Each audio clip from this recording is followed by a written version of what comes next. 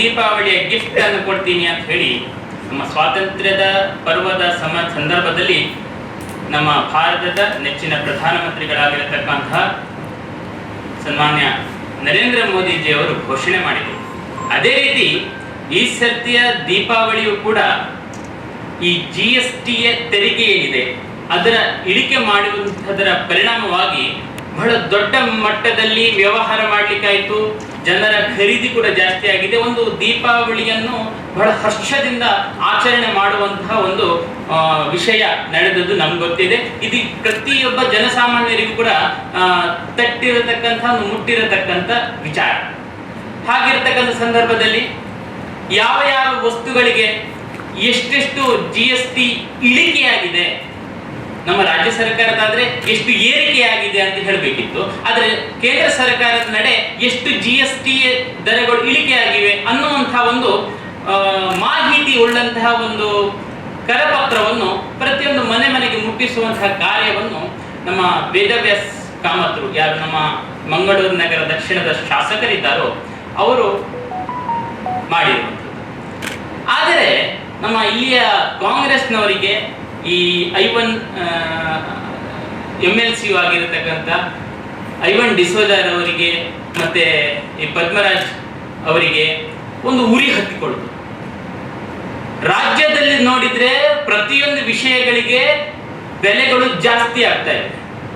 ಪಹಣಿ ಪತ್ರಿಕೆಗಳಿಗಿರಬಹುದು, ಇಂಧನಕ್ಕಿರಬಹುದು, ಹಾಲಿಗಿರಬಹುದು, ಎಲ್ಲದಕ್ಕೂ ದರಗಳು ಜಾಸ್ತಿ ಆಗ್ತಾ ಇದೆ. ಆದರೆ ತೆರಿಗೆ GST ತೆರಿಗೆಯನ್ನು ಇಳಿಸುವುದು ಮಾತ್ರವಲ್ಲ, ಇದು ಪ್ರತಿ ಮನೆ ಮನೆಗೆ ತಲುಪಿಸ್ತಾ ಇದ್ದಾರಲ್ವಾ. ಇದರಿಂದ ಕಾಂಗ್ರೆಸ್ಸಿಗೆ ಹೊಡೆತ ಬೀಳುತ್ತೆ ಅನ್ನತಕ್ಕಂಥ ಒಂದು ಮನಸ್ಥಿತಿಗೆ ಅವರು ಬಂದ್ಬಿಟ್ರು. ನಿನ್ನೆ ಒಂದು ಅವರಿಂದ ಪತ್ರಿಕಾಗೋಷ್ಠಿ ನಡೆಯಿತು.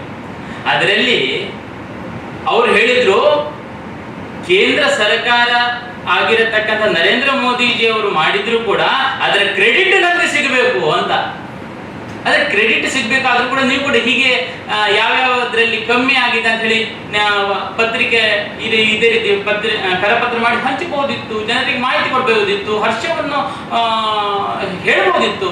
ಆದರೆ ಅಲ್ಲಿಗೆ ಅವರಿಗೆ ಆಗಿರುವಂಥದ್ದು ಅಸೂಯೆ ಮಾತ್ರ. ಈ ಕೇಂದ್ರ ಸರ್ಕಾರಕ್ಕೆ ಆಗ್ತಾ ಇದೆ, ರಾಜ್ಯ ಸರ್ಕಾರಕ್ಕೆ ಆಗ್ತಾ ಇಲ್ಲ ಅನ್ನುವಂಥದ್ದು.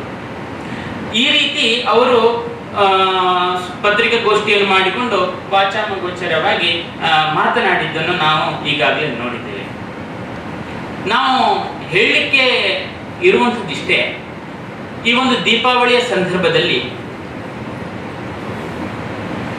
GST ದರಗಳು ಇಳಿಕೆಯಾಗಿವೆ. ಜನರು ವಸ್ತುಗಳನ್ನು ಖರೀದಿ ಮಾಡಲಿಕ್ಕೆ ಒಂದು ಉತ್ಸಾಹದಿಂದ ಒಂದು ಬಚತ್ ಆಗಿದೆ, ಒಂದು ಉಳಿತಾಯ ಆಗಿದೆ ಅನ್ನುವ ದೃಷ್ಟಿಯಲ್ಲಿ ಬಹಳಷ್ಟು ಖರೀದಾರಿಗಳು ನಾವು ಪತ್ರಿಕೆಗಳಲ್ಲೂ ಕಾಣ್ತಾ ಇದ್ದೀವಿ. ಕಾರುಗಳ ಮಾರಾಟದಿಂದ ಹಿಡಿದು ದವಸ ಧಾನ್ಯಗಳವರೆಗೂ, ನಮ್ಮ ಡೈರಿ ಪ್ರಾಡಕ್ಟ್ಗಳವರೆಗೂ, ಪುಸ್ತಕಗಳು, ಪೆನ್ಸಿಲ್ಗಳು ಶೂನ್ಯ ತೆರಿಗೆಗೆ ಮಾಡಿಬಿಟ್ಟಿದ್ದಾರೆ. ಮತ್ತೆ ವಿಶೇಷವಾಗಿ ಅವರು ಹೇಳ್ತಾ ಇದ್ದಾರೆ, ಹೆಲ್ತ್ ಇನ್ಶೂರೆನ್ಸಿಗೆ ಏನು ಮಾಡಿದ್ದೀರಿ ಅಂತಾರೆ. ಹೆಲ್ತ್ ಇನ್ಶೂರೆನ್ಸಿಗೆ UPA ಸಮಯದಲ್ಲಿ 12% ಬ್ಯಾಟ್ ಅವರ ಸರ್ವಿಸ್ ಟ್ಯಾಕ್ಸ್ ಇತ್ತು. ಅದು ಇವಾಗ 0 ಆಗಿದೆ ಸ್ವಾಮಿ. ಆರೋಗ್ಯ ವಿಮೆಯನ್ನು ತೆಗೆದುಕೊಳ್ಬೇಕಾದ್ರೆ ಶೂನ್ಯ ತೆರಿಗೆಯನ್ನು ಪಾವತಿ ಮಾಡುವಂಥದ್ದು ಅಂತ ಹೇಳಿದ್ರೆ 0, ಯಾವುದೇ ತೆರಿಗೆ ಇಲ್ಲ. ಅಷ್ಟೇ ಅಲ್ಲ, ಆರೋಗ್ಯ ಕ್ಷೇತ್ರದಲ್ಲಿ ಹೆಲ್ತ್ ಇನ್ಶೂರೆನ್ಸ್ಗೆ ಪೋಸ್ಟಲ್ ಡಿಪಾರ್ಟ್ಮೆಂಟ್ ನಿಂದ ನಾವೆಲ್ಲ ಮಾಧ್ಯಮದವರು ಆ ಇನ್ಶೂರೆನ್ಸ್ ಮಾಡಿದ್ದೀನಿ ಅನ್ಕೊಳ್ತೀನಿ. ಹೆಲ್ತ್ ಇನ್ಶೂರೆನ್ಸ್ 15 ಲಕ್ಷದವರೆಗೆ ನಿಮಗೆ ಆರೋಗ್ಯ ವಿಮೆ ಒಂದು ಕುಟುಂಬಕ್ಕೆ ಕೇವಲ 1957 ರೂಪಾಯಿ, ಒಬ್ಬರಿಗಾದ್ರೆ 750 ರೂಪಾಯಿ. ಈ ರೀತಿಯ ಇನ್ಶೂರೆನ್ಸ್ಗಳನ್ನು ತಂದು ಇದಕ್ಕೆ BPL ಕಾರ್ಡು, APL ಕಾರ್ಡು ಏನೂ ಇಲ್ಲ, ಈ ಪ್ರತಿಯೊಬ್ಬರು ಮಾಡಬಹುದಂತ ಸುಲಭವಾಗಿರತಕ್ಕಂಥ ಒಂದು ವಿಷಯವನ್ನು ಅವರು ನಮ್ಮ ಕೇಂದ್ರ ಸರ್ಕಾರ ನಮ್ಮ ಜನಸಾಮಾನ್ಯರಿಗೆ ಹೆಲ್ಪ್ ಆಗಲಿ ಅಂತ ಹೇಳಿ ಮಾಡಿದೆ. ಇದನ್ನೆಲ್ಲ ಇವರ ಸರ್ಕಾರ ಇರಬೇಕಾದ ಸಂದರ್ಭದಲ್ಲಿ ಕೂಡ ಮಾಡಬಹುದಿತ್ತು, ಆದರೆ ಮಾಡಲಿಲ್ಲ. ಜನರಿಕ್ ಔಷಧವನ್ನು ಅವತ್ತು ಇತ್ತು, ಅವತ್ತು ಇಂಟ್ರೊಡ್ಯೂಸ್ ಮಾಡಬಹುದಿತ್ತು, ಆದರೆ ಮಾಡಲಿಲ್ಲ ಅವರು.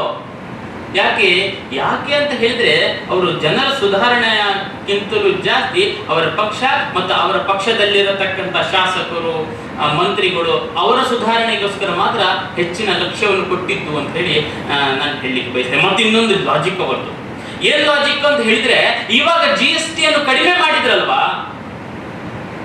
ಅದಕ್ಕಿಂತ ಮುಂಚೆ ಹೆಚ್ಚು ವಸೂಲಿ ಮಾಡಿದ್ರಿ, ಅದನ್ನು ವಾಪಸ್ ಮಾಡಿ ಅಂತ. ಎಂಥ ಲಾಜಿಕ್ ಇದು?